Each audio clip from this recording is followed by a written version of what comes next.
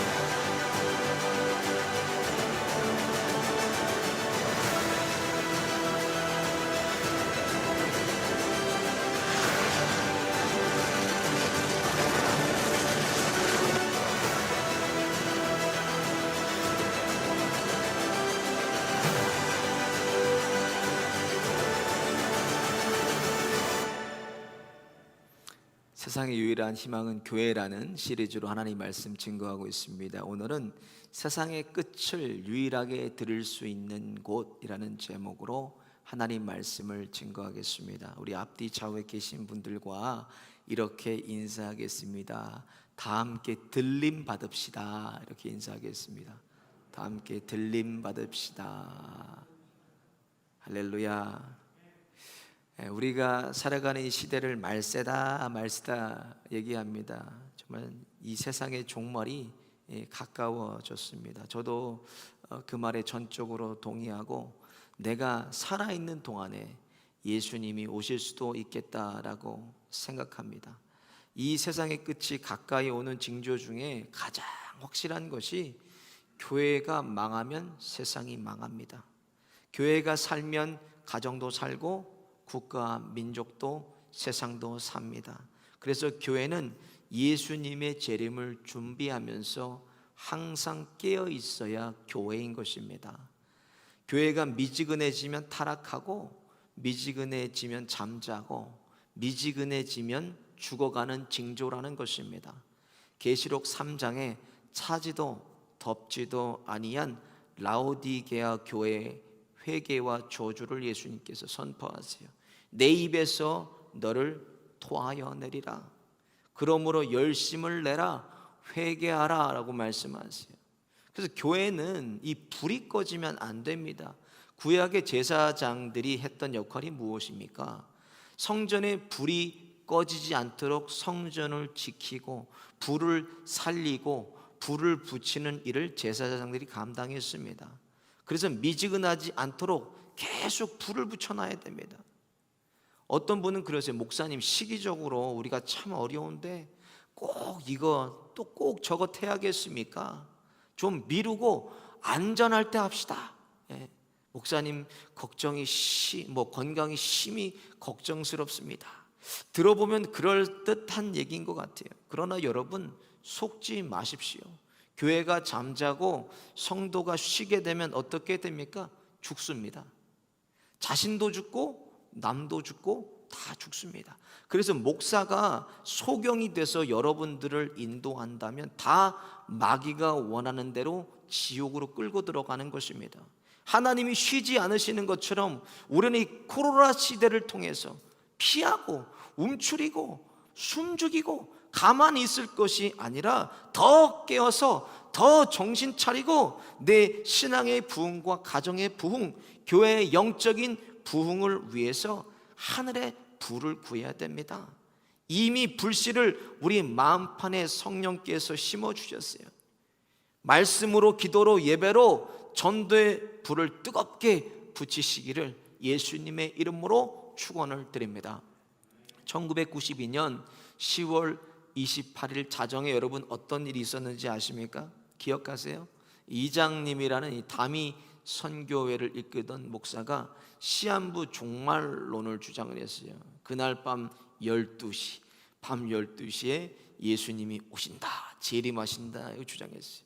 그래서 성도들이 그냥 저녁 시간에 모여서 저렇게 무슨 찬송 부리고 춤까지 추고 한복을 곱게 차려입고 그러고 있었는데 12시가 딱 됐는데 예수님이 오셨습니까? 안 오셨어요.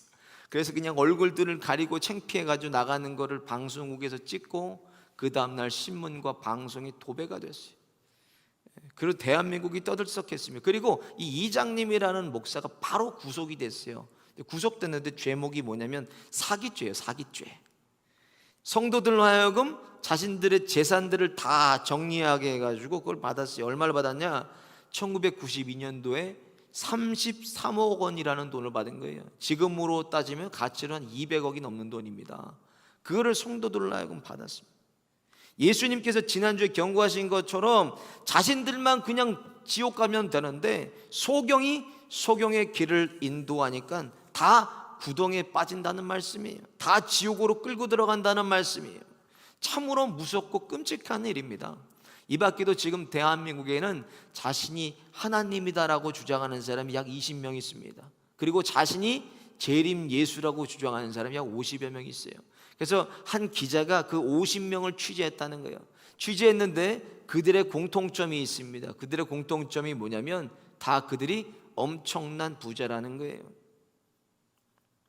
다들 엄청난 부자. 거짓 선지자의 특징이 무엇입니까?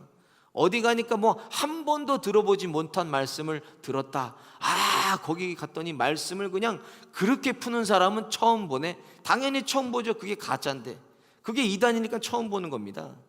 말씀을, 하나님의 말씀 자기 마음대로 그냥 사사로이 다 풀어버리는 거예요. 그리고 결국 자신을 신격화시키고 구원을 빌미로 성도들에게 돈을 요구합니다. 저희 교회도 얼마 전에 거기 빠지신 분 제가 한번 구출했어요. 재산 다 팔 뻔했습니다. 그분도. 여러분, 아틀랜타에도 거짓 선지자들이 많이 있습니다. 조심하셔야 돼요. 뭐 봤다, 뭐 들었다 거기 쫓아가지 마십시오. 그게 다 가짜 거짓 선지자들입니다. 그런 가짜 선지자들 믿지 마시고 하나님의 말씀만 믿으시기를 축원드립니다. 초대교회든지 중세교회든지 현대교회도 믿을 것은 오직 하나님의 말씀밖에 없습니다. 성경을 그대로 우리가 믿어야 됩니다. 성경이 곧 하나님이신 거예요. 베드로전서 2장 24절부터 25절에 보면 그러므로 모든 육체는 풀과 같고 그 모든 영광이 풀의 꽃과 같으니 풀은 마르고 꽃은 떨어지되 오직 주의 말씀은 세세토록 있도다 하였으니 너에게 전한 복음이 곧 이 말씀이니라 그랬어요. 세상의 모든 것이 쇠하여집니다. 우리 육체도 수명이 닿으면 죽어요. 없어져도 하나님의 말씀은 영원한 것입니다. 부활하신 예수님께서 40일간 이 땅에 머무시면서 하나님의 나라의 복음을 제자들에게 말씀하시고 사도행전 1장 8절에 명령을 하십니다. 오직 성령이 너에게 임하시면 너희가 권능받고 예루살렘과 온 유다와 사마리아와 땅끝까지 이르러서 내 증인이 되리라 말씀하세요. 그리고 그 말씀을 마치시고 바로 하늘로 예수님이 승천하십니다. 그것을 바라보고 있는 제자들에게 하늘의 천사가 이렇게 얘기합니다. 1장 11절에 보면 갈릴리 사람들아 어찌하여 서서 하늘을 쳐다보느냐 너희 가운데서 하늘로 올리우신 이 예수는 하늘로 가신 본 그대로 오시리라 그랬습니다. 본 그대로 예수님이 다시 오신다는 거예요. 성경은 예수님의 재림에 대해서 분명하게 말씀하고 있어요. 다니엘서 9장과 마태복음 24장, 마가복음 13장, 누가복음 21장, 계시록 19장에 예수님의 오심, 재림에 대해서 말씀하고 있습니다. 다 다른 얘기가 하는 것이 아니라 똑같은 통일성을 가지고 조금씩 해서 다 성경에 모였을 때 100%가 되는 겁니다. 동일한 얘기를 하고 있어요. 마태복음 24장 5절에 보면 이 시작에 대해서 얘기하고 세상의 끝날 징조의 시작을 이렇게 얘기하고 있습니다. 많은 사람이 내 이름으로 와서 이르되 나는 그리스도라 하여 많은 사람을 미혹해 하리라 그랬습니다. 미혹하다는 헬라어로 폴라나우로입니다. 폴라나우로를 찾아봤더니 진리로부터 방황하게 하다는 뜻 갖고 있습니다. 진리로부터 넋을 잃어버리게 하다 이런 뜻을 가지고 있어요. 그러니까 해야 될 말씀을 안 하고 가짜 복음만 얘기하고 사람들을 거기에 홀린다는 것입니다. 복음이 아닌 유사한 복음으로 사람을 미혹해 하는데, 마태복음 24장 24절에 보면 거짓 그리스도들과 거짓 선지자들이 일어나 큰 표적과 기사를 보여야 할 수만 있으면 택하신 자들도 미혹하게 한다고 했어요. 택하신 자들 누굽니까? 우리들이에요. 우리들도 미혹한다. 뭐로? 큰 표적과 기사를 보여주면서 우리를 미혹시킨다는 것입니다. 마지막 때에 나타날 적그리스도는 지금까지는 없었던 초강력한 힘으로 전 세계를 통일할 적그리스도가 출현하게 됩니다. 그래서 마지막 때 재림하실 때 주님과 맞서서 싸울 수 있는 사탄이 나타날 거예요. 두 번째 징조로 지금까지 한 번도 경험하지 못한 엄청난 기근과 지진과 전쟁이 세계 각 도처에서 일어납니다. 그리고 예수님 믿는 것으로 모든 민족에게 미움받게 돼요. 왜? 적그리스도가 나타났기 때문에 그런 거예요. 세계가 적그리스도 손에 들어갔기 때문에 여기서 적은 붉을 적자가 아니라 대적할 적자입니다. 예수님을 대적하는 자들이에요. 그래서 그런 징조들을 이렇게 말씀하고 있습니다. 마태복음 24장 8절에 이 모든 것이 재난의 시작이라는 거예요. 재난의 끝이 아니라 이게 시작입니다. 세 번째 징조로 보면 마태복음 24장 14절에 이 천국 복음이 모든 민족에게 증거되기 위하여 온 세상에 전파되리니 그제야 끝이 오리라 말씀했어요. 천국 복음이 예수님께서 명한 대로 예루살렘과 온 유대와 사마리아와 땅끝까지 편만하게 증거되면 그때 이제 끝이 온다는 거예요. 2020년 작년입니다. 미국과 한국에서 영상을 통해서 진행됐던 세계 협력 선교회 GAP 그 선교 대회에서 수집한 통계를 보니까 지금까지 단 한 번도 예수님의 예자를 들어보지 못한 미전도 종족이 전 세계에 233개 종족이 남았다는 거예요. 근데요 21년 전만 해도요 그 선교회에서 세계 협력 선교회 보고한 게 미전도 종족이 얼마나 됐냐? 3,000개 미전도 종족이라고 그랬어요. 그러면 21년 동안에 2,767개 미전도 종족에 뭐가 들어갔다는 것입니까? 복음이 들어갔다는 거예요. 복음이. 미전도 종족은 이제 233개밖에 안 남았다라는 거예요. 예수님의 재림이 얼마 남지 않았다는 것입니다. 너무나도 이것이 우리 가운데 가까이 와 있습니다. 네 번째로 마지막 징조에 대해서 성경은 이렇게 말씀합니다. 마태복음 24장 29절에 그 환난 후에 즉시 해가 어두워지며 달이 빛을 내지 아니하며 별들이 하늘에서 떨어지며 하늘의 권능들이 흔들리리라 그랬습니다. 우주에서 지구나 행성은 일정한 법칙에 의해서 움직여지는, 그래서 충돌하지 않습니다. 지구가 이미 그러면 뭐 막 움직였다면 충돌하고 없어졌겠죠. 이제 그때가 되면은 하늘에서 별이 떨어진다라는 것은 별이나 행성이 지구보다 큰 게 얼마나 많습니까? 그게 지구에 떨어져 보십시오. 지구는 그냥 폭발해 버립니다. 그런 의미가 아니라 천문학자들은 그렇게 생각합니다. 우주와 행성이 어떤 법칙에 의해서 새로운 규칙에 의해서 1월 성신까지 다 새롭게 재배치가 된다는 해석입니다. 재배치가 돼버리니까 지구가 둥그니까 어느 면에서 볼 때는 그것이 땅에 떨어진 것처럼 별이 보일 수도 있다는 것입니다. 그런 시대가 온다라는 말씀이에요. 그리고 그 모든 징조 후에 오늘의 본문의 말씀입니다. 예수님께서 공중에서 재림하신다는 거예요. 오늘 보면 16절에 이렇게 기록되어 있습니다. 주께서 호련과 천사장의 소리와 하나님의 나팔로 치니 하늘로 쫓아 강림하시리니 그리스도 안에서 죽은 자들이 먼저 일어나고, 휴거가 일어난다는 거예요. 휴거란 말은 1992년에 다미 선교회 때문에, 이것은 한국 교회는 금기 시대였습니다. 그래서 이거 뭐 휴거를 얘기하면 이단이 아닌가 이렇게 생각할 수도 있어요. 저를 지도하셨던 목사님들도 휴거에 대해서는 가르쳐 주지를 않으셨습니다. 뭐 한국에서 내노라는 교회, 미국에서도 큰 교회 목사님들 밑에서도 제가 목회 훈련을 받았지만 휴거에 대해서는 말씀해 주지 않으세요. 그러나 이 휴거는 성경적인 것입니다. 성경에 기록되어 있어요. 휴는 이끌 휴에 거는 들 거예요. 하늘로 이끌려지다라는 뜻입니다. 이끌려지다. 이것을 오늘 본문 17절에는 끌어올려라고 되어 있어요. 끌어올려. 헬라어로는 알파게소메타라고 합니다. 알파게소메타를 찾아봤더니 낚아채서 옮기다란 뜻이에요. 하늘에서 탁 낚아채서 옮기다, 이런 뜻입니다. 오늘 보면 16절은 이렇게 기록하고 있어요. 주께서 호령과 천사장의 소리와 하나님의 나팔로 친히 하늘로 쫓아 강림하시리니 그리스도 안에서 죽은 자들이 먼저 일어나고, 순서가 있습니다. 2021년 전에 예수님께서 이 땅에 오셨을 때는 구속의 사역을 완성하기 위해서 인간의 몸을 가지고 오셨어요. 그래서 말 구유에 놓으시고 강보에 쌓이시고 낮고 초라한 모습이 아니라, 예수님께서 재림하실 때는, 우리 주님이 다시 오실 때는 만왕의 왕 만유의 주로 온 세상에 그것을 다 알리시면서 예수님께서 오신다는 거예요. 호령하고 천사장의 소리와 하나님의 나팔 소리가 하늘에서 울리면서 강림하신다는 거예요. 여러분 믿으십니까? 오늘 본문은 예수님 공중 재림이 일어나는 실제적인 일들에 대해서 말씀하고 있습니다. 데살로니가전서 4장 16절에 그리스도 안에서 죽은 자들이 먼저 일어나고, 죽은 자들이 먼저 일어나서 온다라는 거예요. 예수님 믿고 죽은 자들, 육체는 이 땅에 묻었던지 아니면 이 땅 어딘가에 있겠죠. 영혼은 어디 있습니까? 영혼은 천국에 있어요.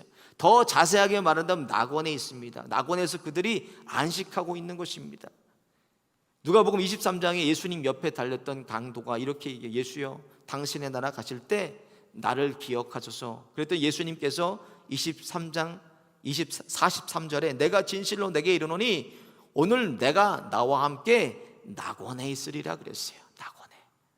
낙원에 있는 영혼들을 새로운 육체를 입게 하셔서 살려서 예수님께서 데려오신다는 거예요. 그 육체는 늙지도 않고 세화지도 않고 병들지도 않습니다. 그런 육체를 가질 거예요. 그래서 14절 후반부에 예수 안에 자는 자들도 하나님이 저와 함께 데리고 오시리라 그랬습니다. 그림으로 제가 찾아보니까 아마 이런 모습이 아닌가. 이런 모습으로 예수님께서 호령하시고 천사장의 소리와 하나님의 나팔 소리로 강림하지 않으실까. 이런 모습이 아닐까. 그 다음은 살아서 예수님을 믿는 자들, 여러분 우리들입니다. 우리들이 몸이 변화돼서 공중으로 끌어올려져서 예수님을 맞이하게 된다는 거예요. 17절 후에 보면 17절 그 후에 우리 살아남은 자도 너희와 함께 구름 속으로 끌어올려 공중에서 주를 영접하게 하시리니 그리하여 우리가 항상 주와 함께 있으리라. 이제 그때부터는 주님과 영원히 함께 있는 거예요. 우리가 예수님께서 죽은 나사로를 살리시고 하신 말씀이 무엇입니까? 요한복음 11장 25절과 26절에 보면 나는 부활이요 생명이니 나를 믿는 자는 죽어도 살겠고 무릇 살아서 나를 믿는 자는 영원히 죽지 아니하리니 이것을 내가 믿느냐. 죽음을 경험하지 않는다는 거예요. 우리 살아있는 자들 예수님이 오시면. 근데 목사님들도 그러세요. 야 무슨 휴거가 있냐. 휴거는 그거는 그냥 없는 거야. 상징적인 거야. 이렇게 말씀하시는 분도 계세요. 여러분 성경에 봐도 예수님이 뭐예요? 그런 신뢰를 남겨놨습니다. 예수님도 물론 하늘로 승천하셨지만 구약에 보면 에녹이 창세기 5장에 보면 에녹이 죽음을 보지 않습니다. 하나님이 데려가세요 에녹을. 그리고 열왕기하 2장에도 보면은 엘리야가 병거 타고 올라가는 게 아니라 회오리 바람을 통해서 하늘로 올라가 버립니다. 그런 신뢰가 성경에 있습니다. 예수님도 승천하시고 성경에 있는 것도 믿지를 않습니다. 성경을 상징적으로 해석해야 될 게 있고 직접 문자 그대로 해석해야 될 게 있습니다. 이것은 상징적인 게 아닙니다. 그거는 그대로 예수님께서 오신다고 말씀했어요. 네가 본 그대로 예수님께서 다시 오시리라 말씀했습니다. 이건 상징적인 해석이 아니라는 거예요. 주님이 공중 재림하셨을 때 뿐만 아니라 우리의 인생은 항상 주님 손에 붙들려 있어야 돼요. 주님 손에. 그래서 여기도 붙들림 받아야 마지막 날에도 끌어올려져서 신비한 모습으로 주님을 뵙고 영접할 수가 있는 것입니다. 늘 우리는 주님 손에 그래서 붙들림을 받아야 돼요. 2014년에 Left Behind라는 영화가 미국에서 개봉이 됐습니다. 우리가 잘 아는 니콜라스 케이지라는 사람, 캐서방이라고 하는데 이 사람이 주인공으로 이 영화의 주인공이었어요. 근데 이거 뭐냐면 이 줄거리가 뭐냐면 아무도 생각하지 못한 때에 뭐가 일어나? 휴거가 일어나 버립니다. 휴거가 일어나서 한 가정 속에 또 세상 속에 대혼란이 일어나요. 그런 이제 영화인데 갑자기 아이가 놀이동산에서 놀다가 엄마 품에 안겨 있다가 갑자기 사라져 버립니다. 그리고 비행기에 탔던 승객들이 갑자기 다 사라져 버려요. 기장까지 사라져 버려서 비행기가 막 땅에 추락하려고 그래요. 그리고 남겨진 사람들은 막 물건을 훔치고 세상은 대혼란에 빠져버립니다. 저도 그 영화를 보고 굉장히 충격받았어요.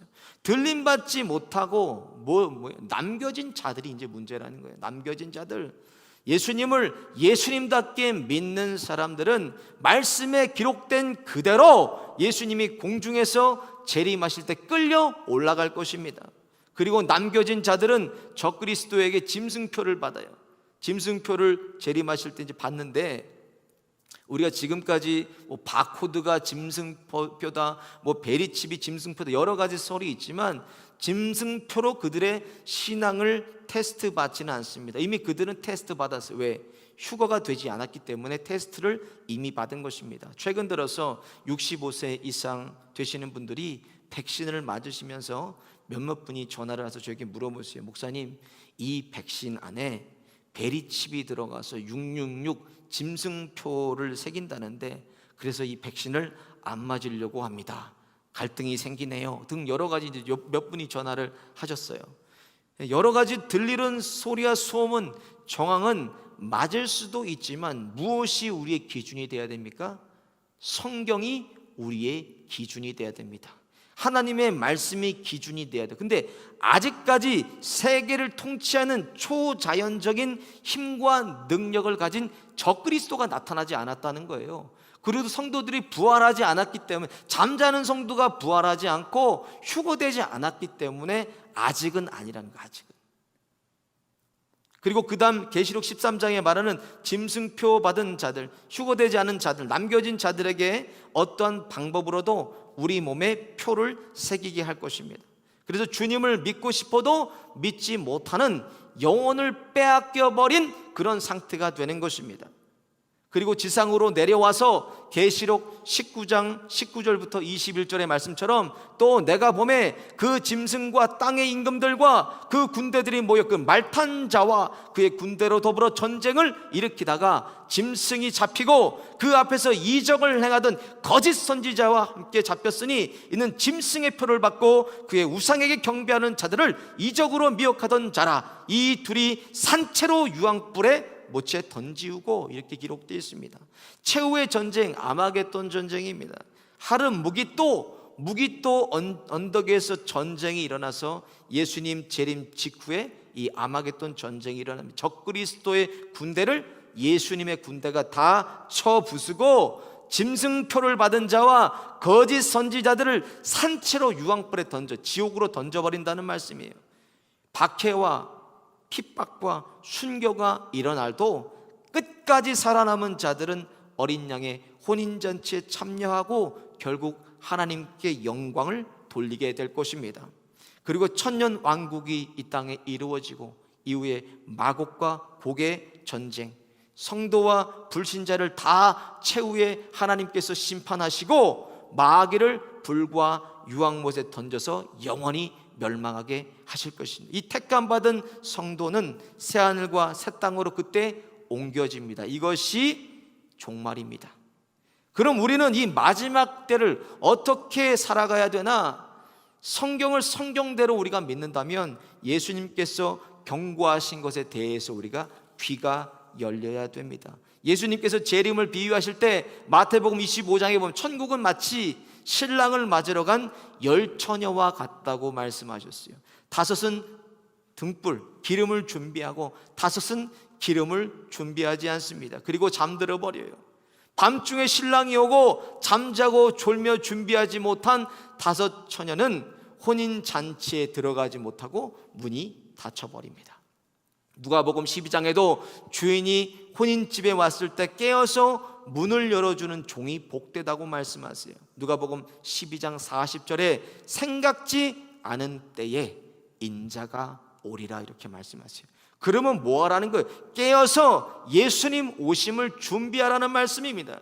그런데 우리가 살아가는 이 시대는 구원받기가 너무 어려운 시대가 살고 있어요. 마치 낙타가 바늘귀에 들어가는 것보다 더 어렵다고 성경에 기록이 되어 있습니다. 그러나 우리를 향하신 하나님의 구원의 계획은 말세나 천지가 개벽이 돼도 절대 변하지를 않으십니다. 베드로전서 1장 5절에 보면 너희가 말세에 나타내기로 예비하신 구원을 얻기 위하여 믿음으로 말미암아 하나님의 능력으로 보호하심을 입었나니 이렇게 말씀하세요. 말세에도 하나님을 믿는 자들에게는 능력과 보호하심으로 구원의 길을 열어 놓으셨다는 말씀입니다. 그래서 내가 성경의 진리를 사실대로 그대로 성경을 믿는다면 뭐 해야 되겠습니까? 우리의 삶이 완전히 바뀌어야 됩니다. 믿음의 증거를 보여줘야 됩니다. 증거는 우리의 믿음의 열매들이에요. 내가 예수님을 예수님답게 믿는다면 우리의 분초도 내 맘대로 내 뜻대로 살 수가 없습니다. 세상의 끝날에 예수님의 이름으로 핍박받고 박해받고 순교받는 자들을 향해서 오늘 본문 18절에는 이렇게 말씀하고 있습니다. 그러므로 이 여러 말로 서로 위로하라 그랬어요. 오늘도 하나님의 말씀으로 그 말씀을 믿음으로 서로 위로하여서 마라나타 아멘 주 예수여 어서 오시옵소서 주님을 기다리고 영접하는 저와 여러분 되시기를 예수님의 이름으로 축원을 드립니다.